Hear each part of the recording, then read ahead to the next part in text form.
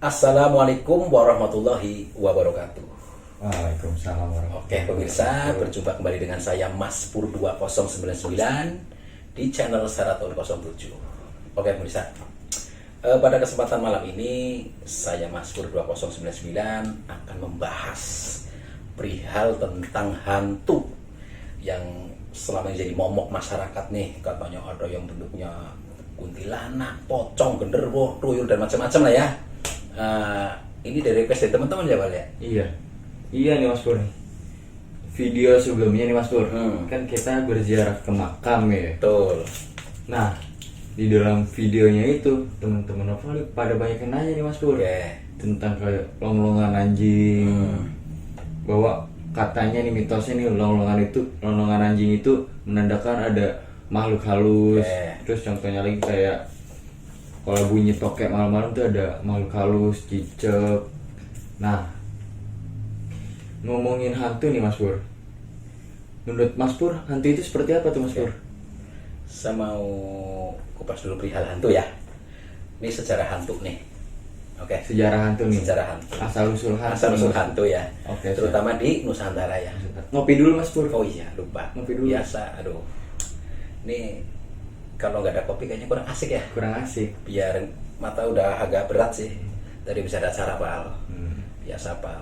Panggilan Panggilan ya biasalah konsultasi ya. Siap. Ngopi dulu ya. Iya. Bismillahirrahmanirrahim.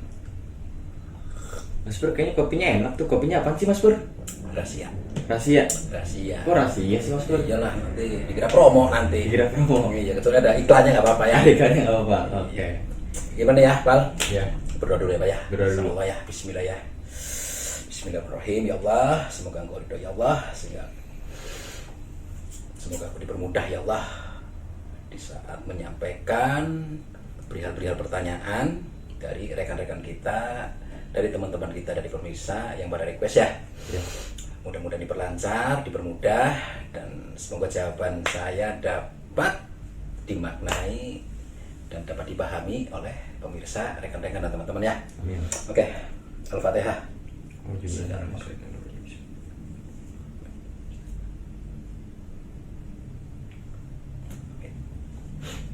Bal ya. Gini ya. Hantu itu kan sebenarnya adanya di mana? Hantu adanya di pikiran Mas Pur. Di pikiran. Karena hantu kan menghantui. Menghantui kan berarti kan menakut-nakutin. Yang kita takut apa? Pikiran kita sendiri. Jadi intinya sih sejarah hantu itu kan sebenarnya dari kolonial. Zaman kolonial. Zaman Belanda Mas Pur. Zaman Belanda. Karena dulu orang-orang itu pada taat ibadah. Jadi mungkin bagian dari sebuah ancaman ya, pemberontak kolonial itu kan. Iya. Nah, jadi biar pada malas ibadah, karena kalau pada malas ibadah cari sakti kan, kan jadi punya ilmu. Karena ditakut-takutin aja jadi lemah. Oke, maka ditakut-takutin lewat psikisnya dulu. Mentalnya dulu. Makanya ditongolin cerita hantu dengan sosok kuntilanak misalnya ya. Kan pakai long dress, pocong. Nah, sekarang gini, long dress itu kan ada dari zaman noni Belanda ya. Iya. Zaman dulu orang kita pakai long dress enggak? Enggak. Pakai kebaya. Pakai kebaya. Nah, yang kedua pocong. Pocong emang dulu kita ada kain kafan dulunya? Enggak ada. Nah, kain kafan kan sekarang kan? Iya. Ya zaman-zaman tahun-tahun abad keberapa itu kan. Zaman dulu kan zaman-zaman kerajaan itu kan ada kain kafan ya. Oke. Jadi sebenarnya hantu itu adanya di akal kita. Ada akal kita. Jadi seandainya ada penampakan sosok, misalnya kuntilanak, pocong, genderuwo, itu sebenarnya awalnya itu dari mindset kita. Ya, karena rasa takut aja jadi sebuah sugesti atau keyakinan, maka wujud. Nah, itu prosesnya itu sebenarnya setan di situ berperan. Setan berperan. Bedanya hantu dan setan itu apa itu Mas Pur? Setan itu sifat. Contohnya? Ya itu seandainya kita, misalnya nih. Iya. Kita ke sebuah tempat yang konon katanya angker, ya kan? Dari cerita-cerita orang ini ada sosoknya seperti ini, otomatis setan dalam kita bermain. Diri kita bermain. Negatifnya bermain. Otomatis larinya ke saraf otak. Nah, di saat saraf otak udah meyakini, otomatis larinya ke suges. Ada kejadian seperti sosok hantu, kayak kuntilanak, kayak pocong itu ya. Kan ini Tuhan itu kan tadi tergantung dari prasangka hambanya. Apabila hambanya berpikir negatif maka hasilnya Negatif. apabila berpikir positif hasilnya Positif. Oke, jadi hantu itu adanya di akal kita. Nah, bagaimana cara mengatasinya? Biar hantu itu tidak menghinggapi kita, menghinggapi kita. Apa itu Mas Pur? Nih, Lah kok bawang putih Mas Pur? Ada pedagang bawang putih Mas Pur? nah kita kupas nih. Jadi gini, hantu itu sebenarnya nggak perlu diusir, Hantu itu nggak perlu yang di diusir. luar. Justru yang diusir itu yang di akal kita. Oh. Kalau kita bisa ngusir hantu dalam diri kita, ya otomatis di luarnya nggak bakalan nongol, nggak bakalan ngewujud. Nah, ini apa ya? Ini kita ke ini dulu, Bawang putih. logika dulu. Logika dulu. Logika Nah, dulu ya. proses cara akal kita mewujudkan hantu itu apa aja tuh? Apa ada step by stepnya gitu Mas Ada Pur? step-stepnya. Ada Menurut- step-stepnya. Kalau dari sense dulu nih Mas Pur. Nih Coba kita dari sense. cara apa wujudin hantu ya. Mewujudin hantu. Jadi gini, hantu itu pasti nongol di saat kita rasa takut. Rasa takut berlebihan nanti kok nongol hantu. Rasa takut yang berlebihan. Tapi kalau kita bisa mengendalikan rasa takut itu, hantu tidak akan nongol. Karena hantu itu kan menggoda. Nah sekarang tugas setan apa? Menggoda manusia. Nah setan itu sifat setan dari kita itu mengonekting ke saraf kita, ke saraf, lari ke saraf. Begitu saraf kita goyah, otomatis timbul rasa takut. Nah dengan rasa takut itu hanya wujud sosok dari sugesti negatif kita terhadap apa yang ada di luar. Itulah makanya cara mengatasinya nih. Ini Bawang putih. versi Mas Pur ya. Ini versi Mas Pur nih. Versi Mas Pur. Mengatasi setan hantu dengan bawang putih. Musrik gak? Nggak tahu deh Mas Pur. Oke, saya jelasin dulu ya. Coba jelasin dulu dong Mas Kita Pur. larinya ke perihal pemahaman tentang gelombang saraf, Gelombang saraf. otak. Gelombang otak. Ya, karena rasa satu itu larinya ke gelombang otak. Contoh, kayak otak kita kan ada berapa gelombang nih? Pertama delta, Delta. Ya nggak? Yang kedua theta, Theta. yang ketiga alpha, Alpha. yang keempat Beta. yang kelima Gamma. gamma. Berarti ada 5 gelombang. Ada 5 gelombang. Nah, kita pelajari tentang perihal 5 gelombang ya. Ya. Nanti akan paham nih, bawang putih itu tujuannya ke mana. Apa aja itu Mas Pur? Nih, Oke. ini menurut sense dulu ya Mas Pur ya? Urusan dulu ya. Menurut sense dulu. Jadi gini, delta itu kan gelombang otak yang akan mengarahkan kita ke penyembuhan penyakit. Delta. Karena pergerakan gelombang itu paling lambat. Jadi gelombang yang buat istirahat maksudnya loh. Yang difungsikan itu untuk istirahat, ketenangan maksudnya loh. Ketenangan. Namanya delta. Nah, kalau theta itu kan di saat kita tidur. Di saat kita tidur. Iya, nanti larinya ke mimpi. Mimpi. Yaitu gelombang saraf, gelombang otak yang nanti larinya ke mimpi. Nah, kalau theta itu termasuk alam bawah sadar bukan tuh Mas Pur? Ya kalau itu alam bawah sadar. Alam bawah Semua sadar. karena apa pergerakannya lambat. Theta itu alam bawah sadar. Alam bawah sadar. Nah, kalau alpha itu sebenarnya larinya ke halusinasi. Apa itu Alpha. harinya halusinasi? Contoh kayak makanya kadang orang sering kesurupan itu karena banyak mengendalikan banyak memfungsikan unsur ini alpanya. Apa? Alpha itu kan salah satunya itu saraf yang digunakan untuk melamun. Namanya alpha. Nah itu nanti larinya ke halusinasi, angan-angan. Ya. Ya. Nah nanti ada beta. Beta itu bisa kita berpikir. Bisa kita berpikir. Ya itu mencegah pikun. Contoh kita belajar berhitung, belajar memaknai itu namanya apa tadi? Beta. Beta. Iya beta. Nah nanti ada gamma. Gamma. Gamma itu yang difungsikan untuk mempelajari perihal-perihal keilmuan, baik ilmu yang real maupun ilmu yang goib, spiritual salah satunya. Itu fungsikan gamma. Jadi gamma itu udah mencakup keseluruhan. Namanya gamma. Nah, kenapa harus mempelajari itu dulu sebelum kita memaknai perihal-perihal masalah hal-hal yang hantu-hantu misalnya ya. Ya. Nah, bawang putih itu nanti berperannya luar biasa.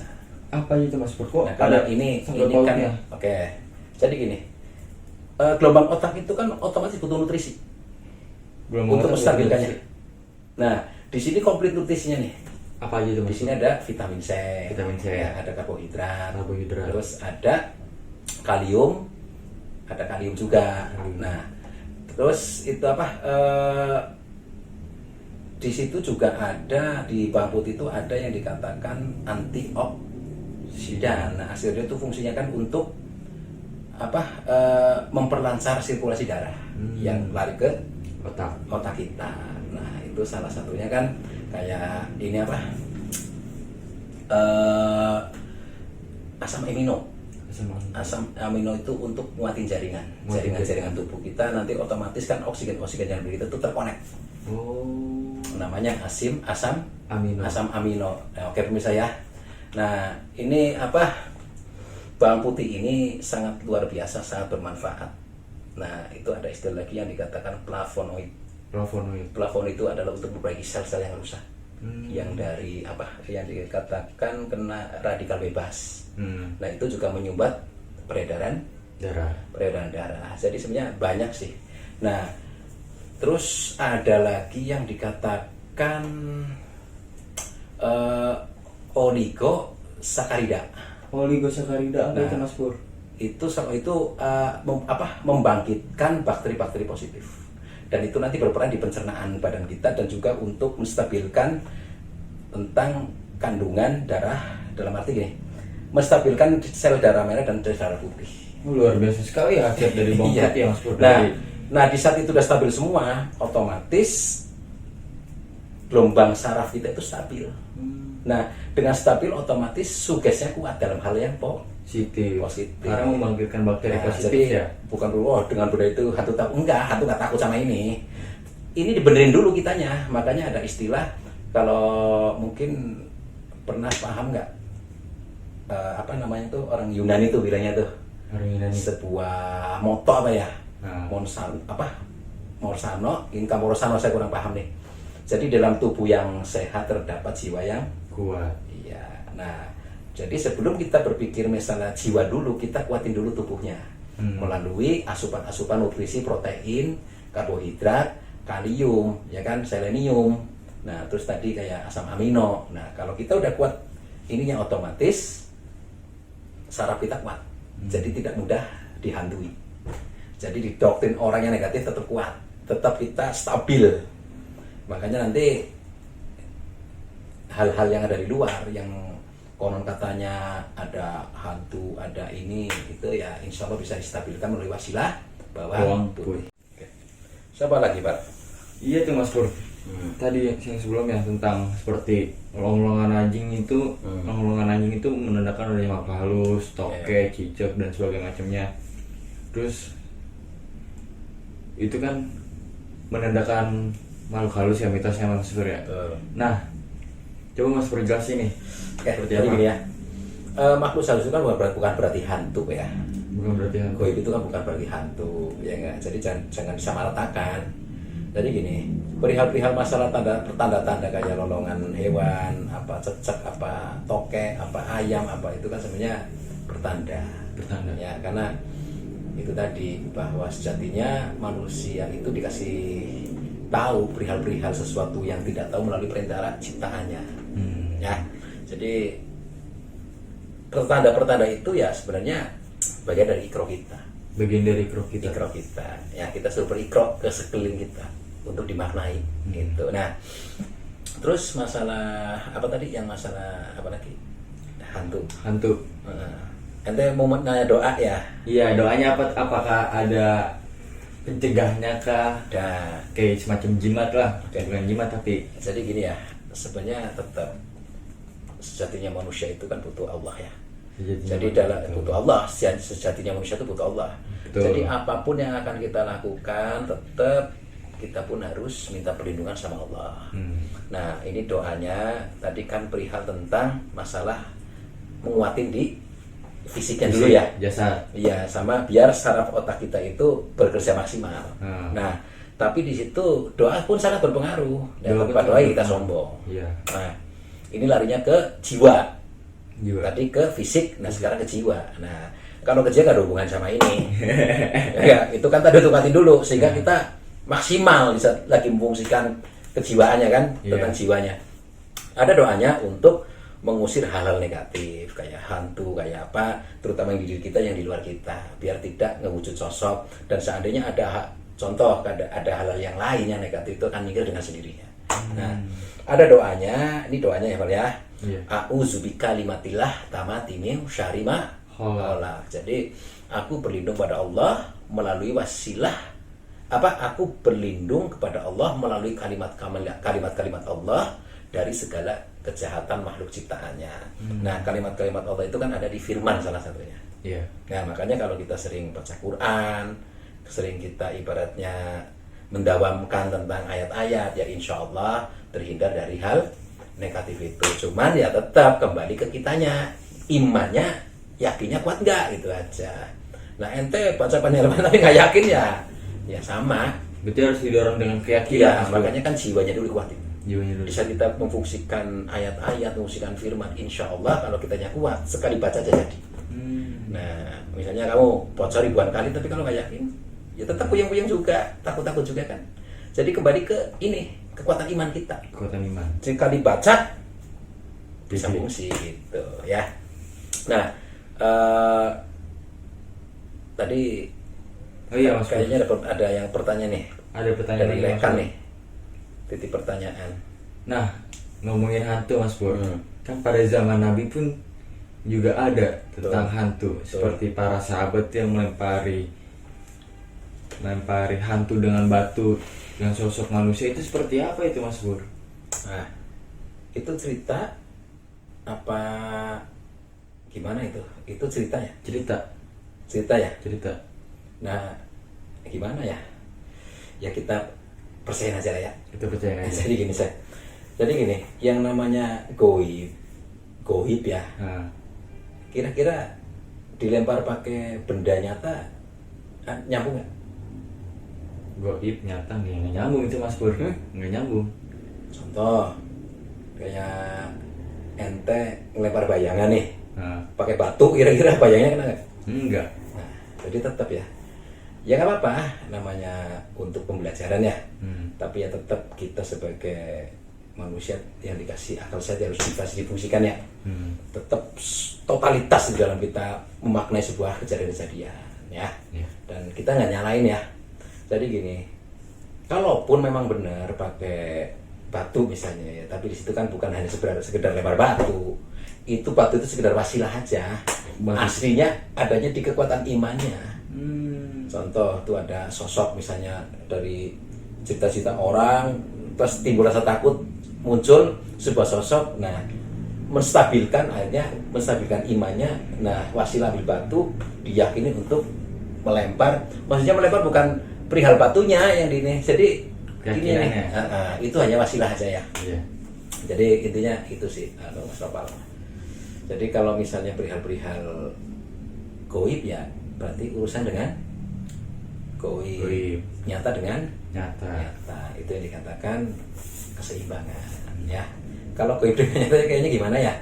Jadi kalau misalnya kita ada shock berarti pakainya apa? Kuatin iman. Yakin mohon perlindungan sama Allah, itu akan sirna dengan jadinya negatif.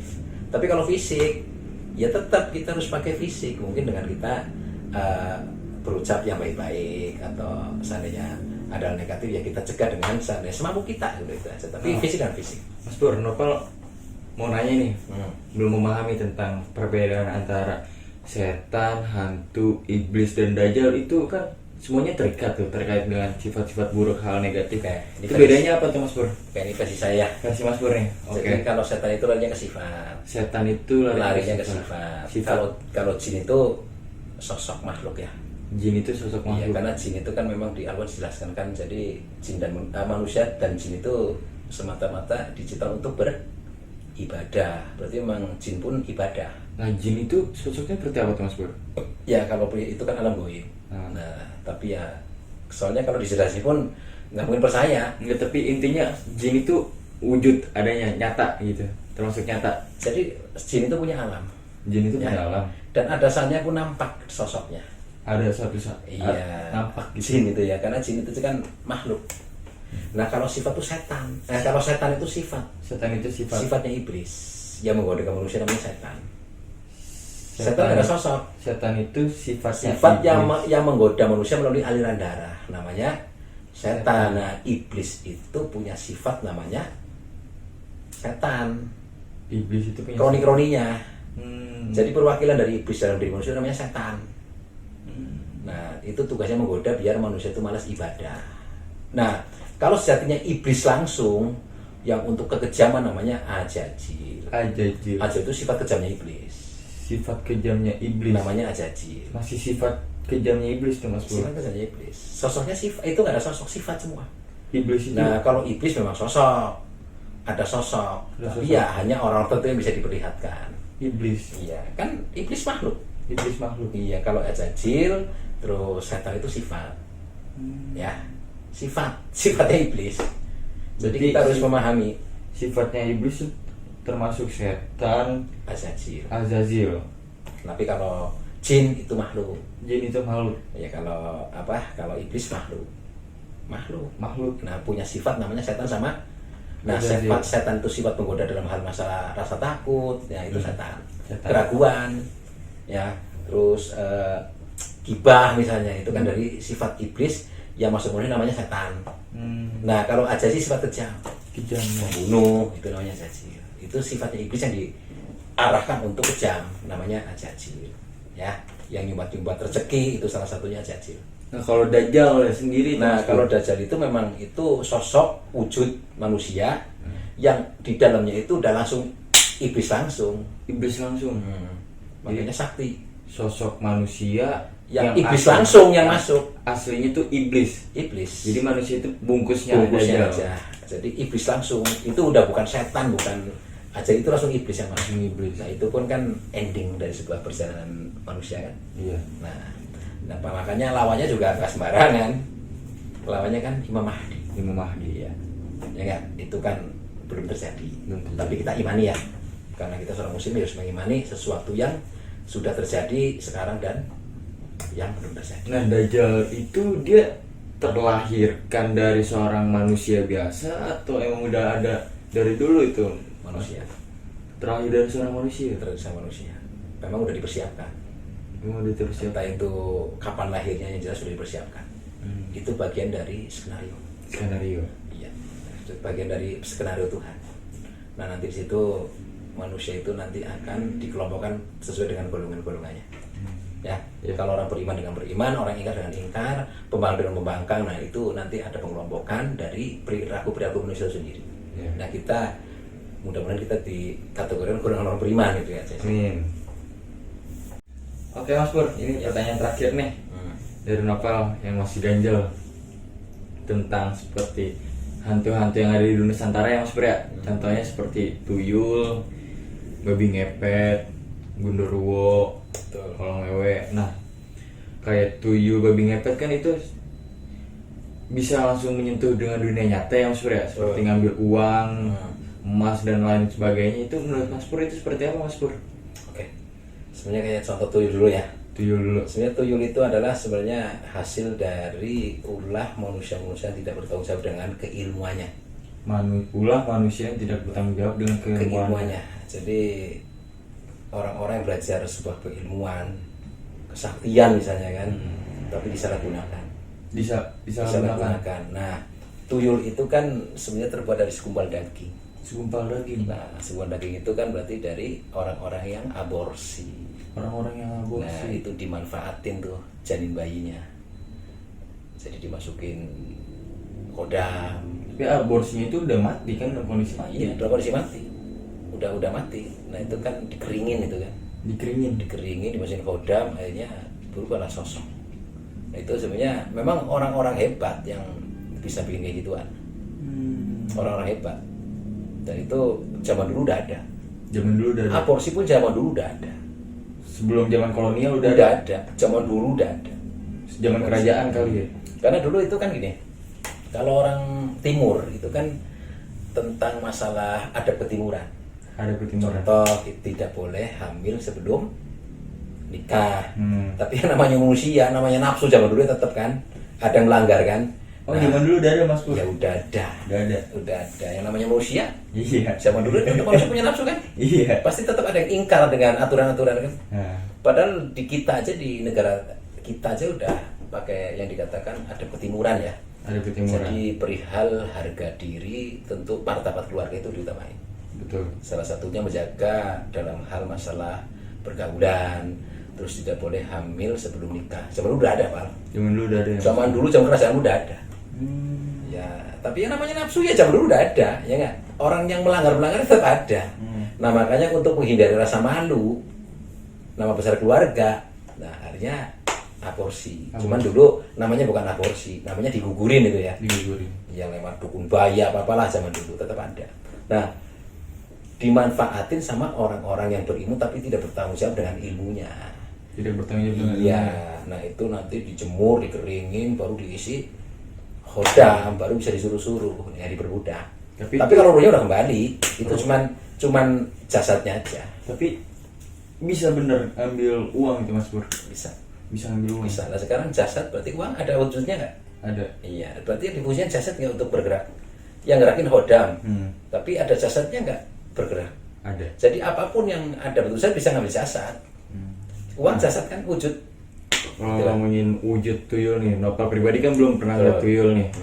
Bentuk wujud sosok tuyul itu besarnya seperti apa Mas Pur? Ya, ini sih percaya atau enggak ya. Saya sendiri kan dulu pernah lihat nih. Pernah nangkep lah ibaratnya itu ya. Pernah nangkep juga. Jadi sosoknya sebenarnya ya gimana ya wajah. Jadi gini. Bayi yang belum jadi gimana sih? Bayi yang belum jadi belum rata banget mukanya. Iya, hancur-hancuran kan? Hancur-hancuran. Iya. Itu besarnya semana Mas Pur? Besarnya? Ya kecil kadang segini nih. Segelas gini kecil. Tapi itu dia bisa mengambil duit yang gepok-gepokan emas-emas. Ya, kan udah memfungsikan unsur khodamnya udah difungsikan. Kan diisi khodam juga. Jadi cara melangkahnya pakai sosok karena namanya membawa barang wujud harus dipakai barang wujud. Tapi di saat pergerakannya ada khodam di situ. Ada khodam. Jadi ambilnya di langit kalang goib gitu Mas. Iya, itulah. Jadi pas bawahnya pakai wujud. Tapi ya itu kategorinya kayak siluman aja lah. Siluman ada sosok, ada goibnya juga kan. Iya, sama. Nah, apakah itu bisa terekam melihat tuyul itu dengan kasat mata? Bisa. Bisa. Jadi apapun yang ada wujudnya pasti bisa dilihat dengan kasat mata. Tapi ya itu juga nggak setiap waktu tuh bisa ngerti gituan. Itu kadang ada kalanya tertentu. Ada waktunya. Yang jelas tuyul itu ada. Kenapa? Saya dulu sering nangkepin juga Mas Pur. Dan itu ada sosoknya. Tapi ya kita kan nggak boleh ngurung ibaratnya makhluk ya. Ya udah dibebasin aja, yang penting udah disempurnain aja. Asalnya kamu jasad udah kembali ke sisi, udah dari tanah kembali ke tanah, dari kembali udah khodam kembali ke asal gitu. Nah, kalau babi ngepet Mas Pur? Kalau babi ngepet ya sama. Kan manusia berubah ke babi gitu. Nah, seperti apa itu Mas Pur? Itu jadi gini. Di situ ada perjanjian goib. Ini masih perjanjian goib itu apa Mas Pur? Nah, kan setiap manusia itu kan pasti punya unsur serakah. Sifat babi apa? Serakah. Nah, sifat serakah itu difungsikan secara maksimal baru dimasukin tentang sifat azazilnya itu. Azazilnya itu yang merugikan azazil. Yang merugikan kan sifat azazil. Kejam, merugikan orang sih. Nah, itu difungsikan, dimaksimalin, ususnya digabungin. Nah, tapi ada perjanjian, nanti akan jadi pengikutnya azazil. Si iblis tadi menariknya ke iblis. Iya. Karena udah memfungsikan azazil secara maksimal melalui wasilah sifat serakahnya itu. Digabung akhirnya jadi kemauan dia, karena karakter babi kan sifatnya serakah kan. Nah, ini jadinya babi. Kenapa bukan yang hewan-hewan lain? Kalau hewan lain kan nggak serakah. Kalau babi kan serakah. Kotoran jadi makan. Itu simbolnya. Itu gambaran-gambaran dari perilaku hewan aja digabungin menjadi babi ngepet. Iya. Nah, kenapa identiknya tuh kalau babi ngepet itu harus ada yang jagain lilin Mas Pur? Harus ada yang jagain lilin. Oke, saya mau nanya. Babi ngepet kan tadi bilang sifat apa sih kan, berarti unsurnya unsur apa? Serakah. Iya, tapi dari segi unsur api. Yang dijagain lilin-lilin api nggak? Api. Nah, itu menyimbolkan di saat apinya goyang, otomatis ada ancaman. Ketemu ibaratnya hal-hal yang dapat menghancurkan unsur api itu. Makanya pakainya api, jaga lilin. Tapi kalau apinya mati bisa dinyalain lagi nggak tuh Mas Pur? Ya kalau itu kan berarti kan memang udah takdirnya harus mati. Jadi intinya gini, sehebat apapun manusia, sesakti apapun manusia, selihai apapun manusia, sepicik apapun manusia, tetap kalau udah kehendak Allah nggak bisa. Ya nggak? Betul. Intinya gitu aja sih. Makanya nggak ada istilah sesuatu yang dolim abadi, pasti akan hancur dan sirna dengan sendirinya. Di saat udah menemui waktu-waktu tertentu yang udah ditentukan. Betul. Jadi makanya kita sebagai manusia ya ya kita mungkin bisa belum bisa bermanfaat, tapi setidaknya kita jangan merugikan orang. Betul. Itu aja. Ya insya Allah kita terbebas dari hal-hal yang negatif. Nah jadi intinya perihal goib sama perihal nyata, tetap di saat kita berpikir tentang nyata harus pakai akal. Betul. Perihal tentang goib harus pakai rasa. Itu dikatakan keseimbangan. Goib pun harus dipelajari. Biarpun kemampuan kita terbatas, tapi harus dipelajari. Karena untuk memfungsikan tentang perihal keimanan. Karena di saat kita mengaku sebagai orang beriman, ya kita harus mengimani tentang perihal tentang goib. Nah, Mas Pur, maaf nih ada tambahannya Mas Pur. Apakah untuk mendeteksi ada semacam kayak tuyul, babi ngepet atau makhluk halus, diri kita tuh bisa nggak sih Mas Pur mendeteksinya? Bisa. Dengan apa itu Mas Pur? Duduk ya. Duduk aja. Duduk konsentrasi. Okay. Konsentrasi ya. Tapi dengan syarat tetap semua itu karena kehendak Tuhan ya.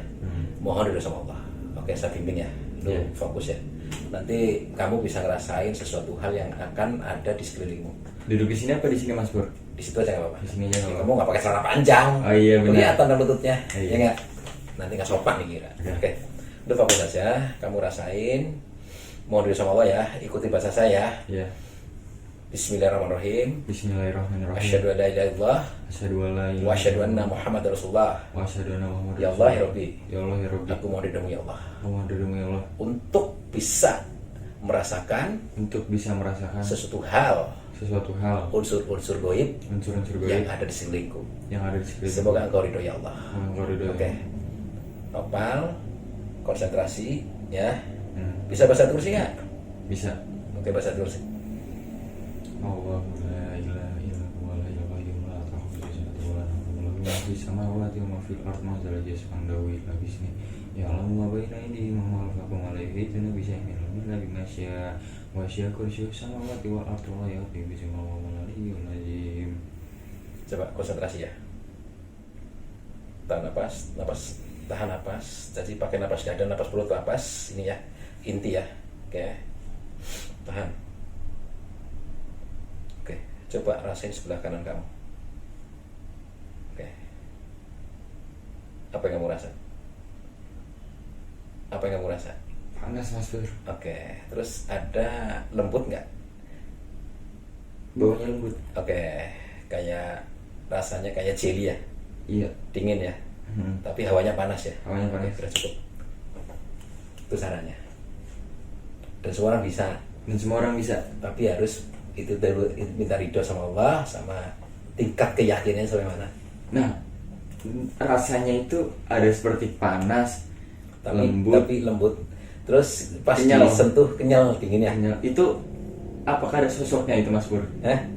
Ya kalau bisa lagi sendiri ya normal sosoknya. Dia lagi sendiri normal sosoknya. Bentar lagi berdua ini Mas. Makanya mental.